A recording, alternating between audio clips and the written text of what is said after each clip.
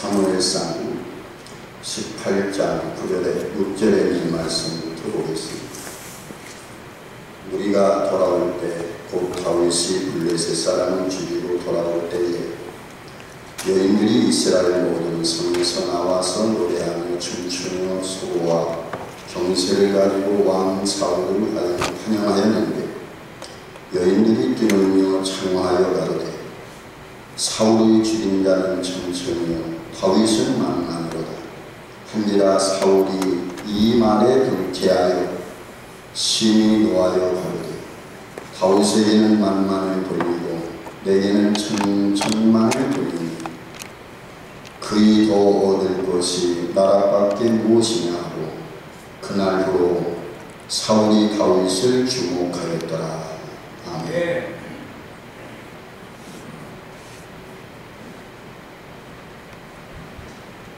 이제 공독한 말씀을 가지고 본문이신 푸른 사랑 참여교회 남도명 목사님께서 우리가 꿈꾸는 나라라는 주제로 말씀을 전달해 주셨습니다.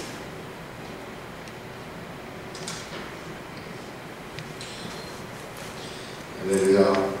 아멘.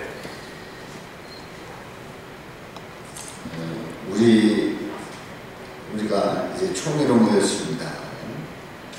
우리는 한편 마음이 무겁다는 것을 서로 다 공유하고 있습니다. 대통령 카네기라고 하는 중대한 상황에서 어느 국민이 마음이 가볍겠습니까? 무거운 마음을 가지고 왔습니다. 오늘 설교를 준비하면서 이제 제목을 뭘로 정할까 그렇게 고민을 하다가 우리가 꿈꾸는 나라, 우리가 꿈꾸는 나라는 어떤 나라인가 함께 연애를 나누고자 합니다. 임진왜란 때에 선조는 일본의 그 침략 의도를 다 파악하고 있었습니다.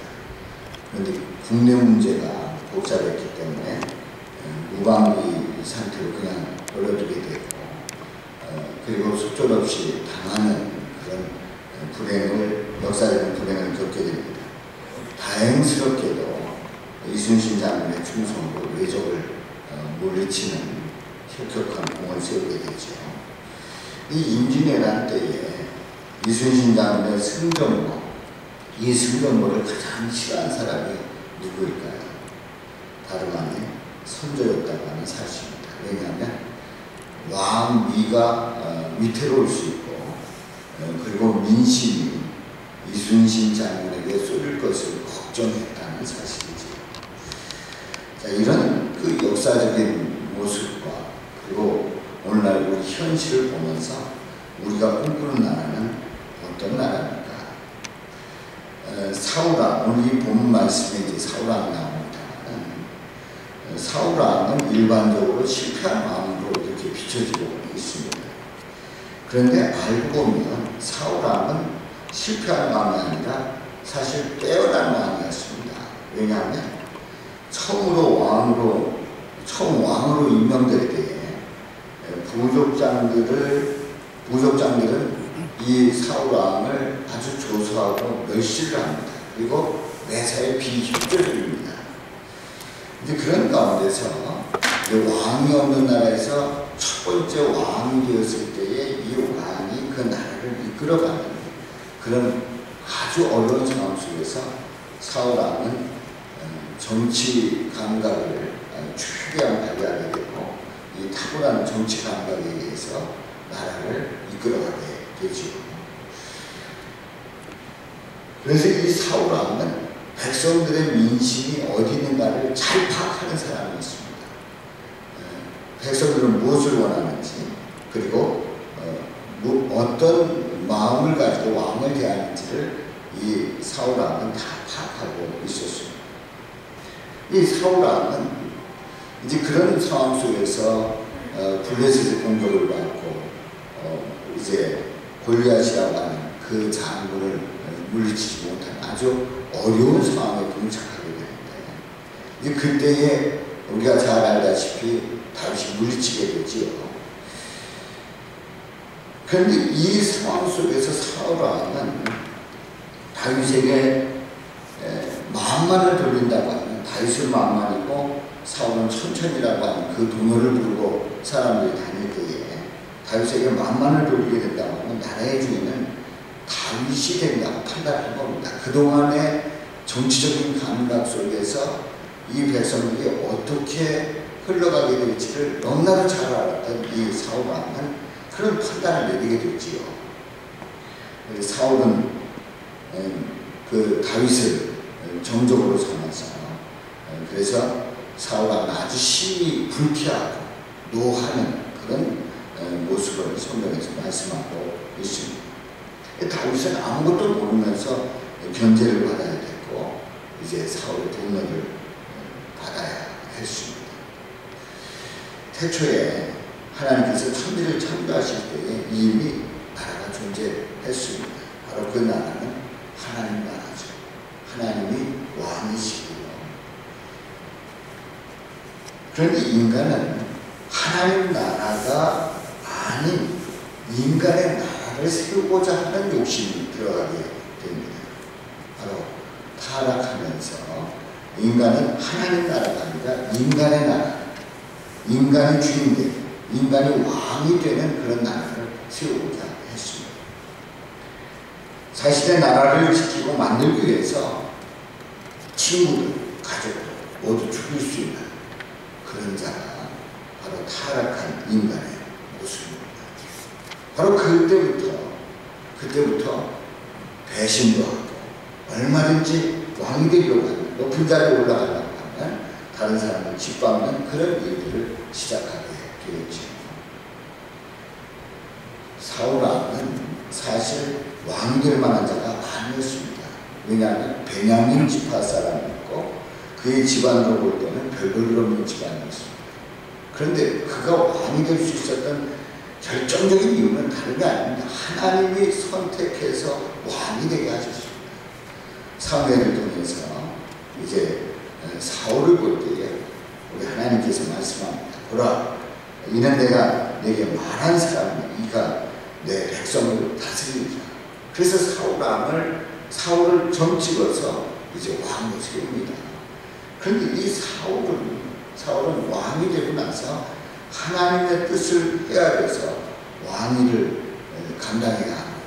당연히 하나님의 뜻에 따라서 통치해야 되지. 그런데 자기의 뜻대로 다스리고자 하는 그런 마음, 그 죄인의 그 속성 그대로 나라를 다스리게 됩니다. 결국은 이제 사무엘이 사울에게 그 경고를 하지요. 왕이 망령되이 행하여야 된다.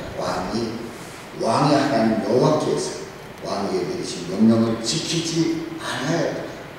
하나님의 명령을 지키지 않았다고 하는 그 사실에 대해서 분명하게 지적을 합니다.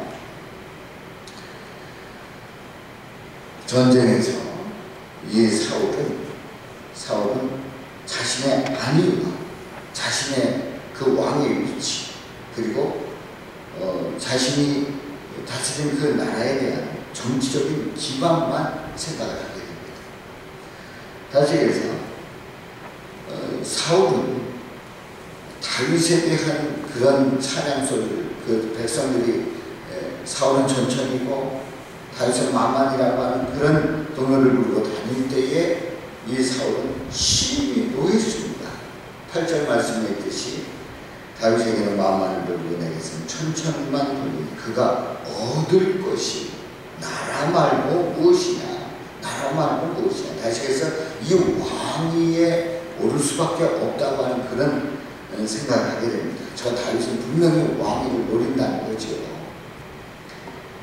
그러니까 이 사울 왕은 오늘 이 본문 말씀에서 잘 살펴보면 이 사울 왕은 오로지 자신의 나라, 자기의 나라, 자기가 왕이 돼서 왕으로 통치하는 이 나라, 자기의 위치를 생각을 합니다. 그게 더 중요합니다. 나라가 중요한 게 아닙니다. 하나님 나라가 중요한 게 아닙니다. 자신의 위치, 자신의 그 왕의 위치가 흔들릴까봐 그게 걱정이고 그게 화났고 그게 불쾌했습니다. 그런데 말이죠. 다윗은 하나님 나라가 망하지 않도록 하나님을 업신여기는 하나님의 나라를 없이 여기는 골리앗에 대해서 이 다윗은 목숨을 두려워하지 않아 달려가서 그를 죽입니다. 물매를 던져 그를 죽입니다. 그게 이 다윗은 정치적인 계산에 의해서 골리앗에게 나간 것이 아닙니다. 골리앗을 죽인 게 아닙니다.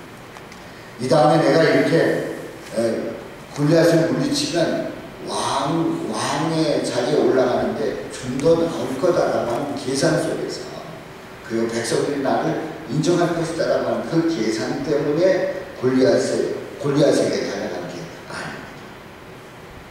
이 다윗은 인간의 나라가 아니라 오직 하나님 나라를 걱정하고 그리고 하나님 나라를 없이 여기는 골리앗을 향해서 달려나갔던 거죠. 분명히 다릅니다. 사울은 자신의 나라가 그렇게 걱정이 된 거예요. 자기의 나라가 걱정이 되고 자신의 위치가 걱정이 됩니다. 그런데 다윗은 그런 계산이 아니고 오직 하나님 나라만 생각했다는 얘기지. 우리 예수님은 이 땅에 오셔서 하나님 나라를 세우기를 원하셨습니다. 그래서 누가복음 4장 43절을 보면 예수님께서 말씀합니다. 내가 다른 동네들에서도 하나님 나라 복음을 전하여야 하리. 하나님 나라 복음을 전하여야 하리. 나는 이 일을 위해 보내심을 받았구나. 우리 예수님께서 말씀합니다. 우리 예수님은 하나님 나라, 그 자신의 나라를 다스릴 유일한 왕이고 영원한 왕이신 줄로 믿습니다. 보라 내가 잉태하여 아들을 낳은 그 이름을 예수라 하라. 그가 큰 자가 지극히 높으시니 아들이라 일컬어질 것이요 주 하나님께서 그 조상의 다윗의 왕을 그에게 주시니 영원히 야곱의 주 왕으로 다스리실 것이니 그 나라가 무궁하리라. 우리 예수님 하나님 나라를 위해서 이 땅에 오셨고 또 그 사역을 위해서 평생을 바치신 줄로 믿습니다. 만왕의 왕이라는 표현은 예수님에게만 표현됩니다. 이런 예수님께서 하나님 나라를 완전히